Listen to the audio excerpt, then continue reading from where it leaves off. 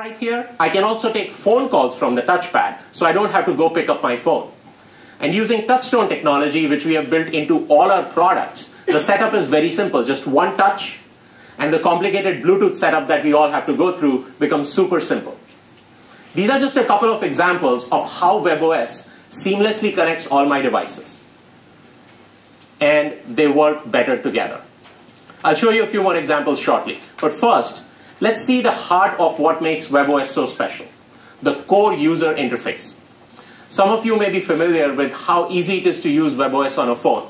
That ease of use scales beautifully when you go to the large screen of the touchpad.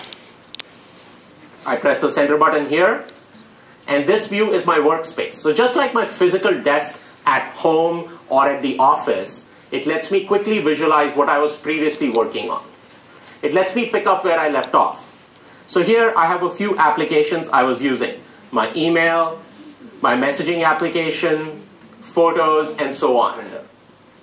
Our calendar application syncs with multiple sources like Exchange, Facebook, Google, and others. And the great thing about it is it will show me all my appointments in one place.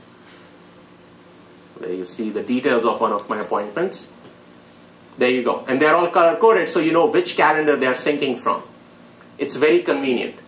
I can press the center button and go back to the card view. Now, sometimes cards make a lot more sense when they're combined together, they're grouped together, rather than being standalone. Let's see an example. Now, in order to go back to my email, I don't have to close the document. I can just press the center button, go back to card view, and easily switch back to email.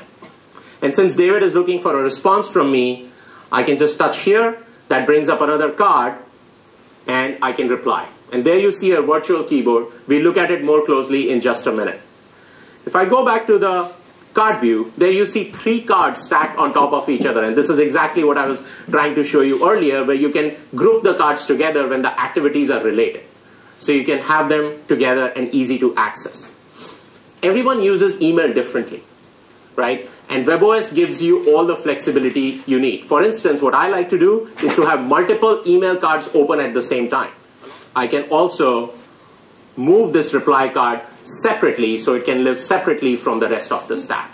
And I can easily jump back to email and continue reading my email. And we can do this because on WebOS, multitasking was not an afterthought. It was a key design principle for us from day one. And you can see that in action. Now let's go see something a little bit more flashy. My daughter is a big fan of the animated movie Kung Fu Panda. And Kung Fu Panda 2 is coming out. I'm just going to relaunch the email application with the chance to render the messages. So she loves Kung Fu Panda, and Kung Fu Panda 2 is coming around. So whenever my friends find any new information for Kung Fu Panda 2, they send it my way. So in this case, you can see Caitlin found a new video for Kung Fu Panda 2 that has recently come out, and I somehow missed it. So I'm going to check it out now. So I just touch this link. There are some messages coming in at the top. And as I touch this link, it loads our browser.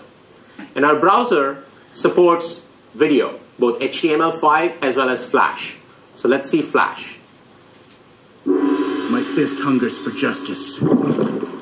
That was my fist. Come on!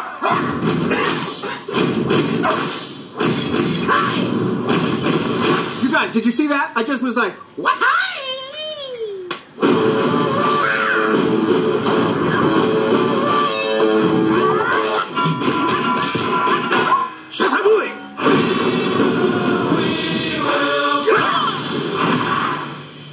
What do you guys think?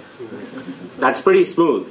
It's a very powerful dual-core processor from Qualcomm, and we also have hardware acceleration built into the product. And on top of that, obviously, our browser is on the latest version of WebKit and is very compliant to web standards.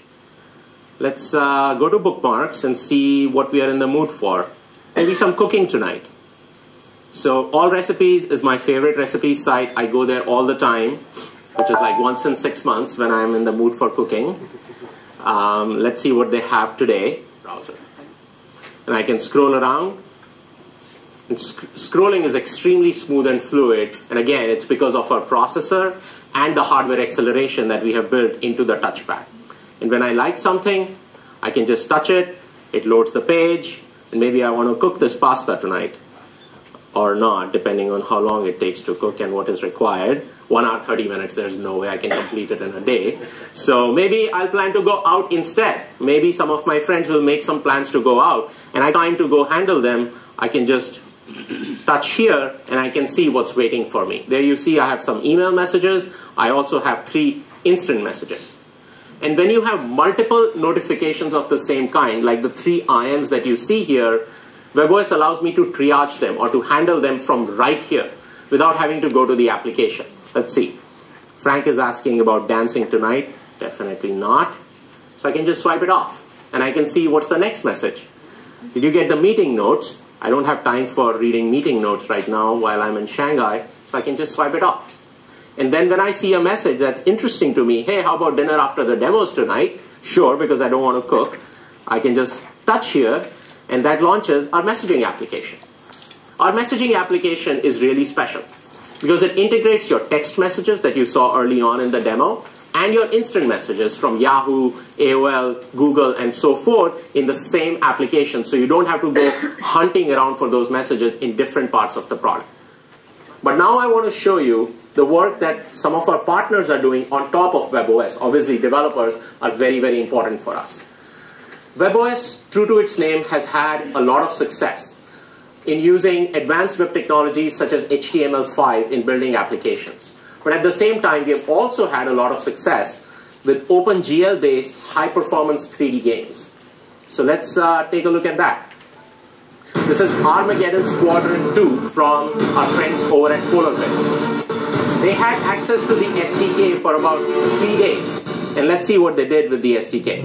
So I play here. There you go. As you can see, it's a flight simulation game. But the thing to note, and there, someone already killed me. You can tell I'm pretty good at this game, huh? You can see the level of detail. You can see sort of the reflections from the water. You can see the glare from the sun. And this is leveraging the latest GPU from Qualcomm that we have embedded into the product. And when I'm about to crash, I can hit the card view button, and that automatically pauses the game exactly where I left it off. And then I can come back and continue the game. So it's about performance, but at the same time, it's also about usability. There you go. So you can see they did a pretty good job with the SDK in just under 3 or 4 days. And my absolute favorite back home is Sports Illustrated. As you can see, this is a recent issue of SI that I've subscribed to, and you can see the magazine in its full glory. It looks great on the screen. I can flip the pages. I also have interactive options like videos of special moments during a particular game.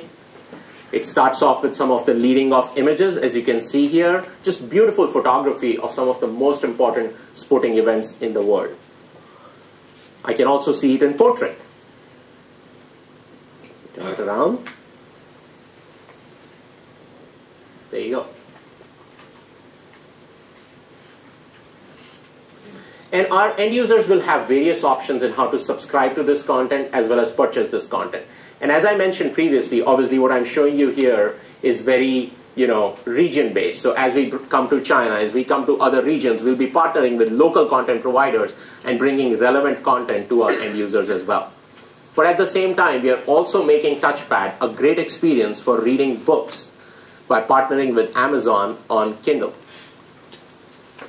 Millions of people have digital libraries full of Kindle books today. And this application helps them access those books and read them on the touchpad.